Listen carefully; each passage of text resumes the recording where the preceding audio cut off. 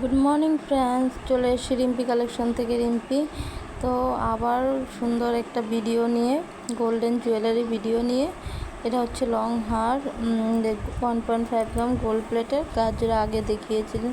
গাজরা তো গাজরা প্রাইস হচ্ছে 50 রুপিস। সবগুলো প্রাইসগুলো কমেন্ট করবে, আমি জানিয়ে দিব, ঠিক আছে? তো বন্ধুরা, এই আমার ভিডিও কীরকম লাগে আমাকে কমেন্ট করে জানাবে, তাহলে তো বুঝবো আমি ভিডিওগুলো ভালো দিতে পারছি বা কী।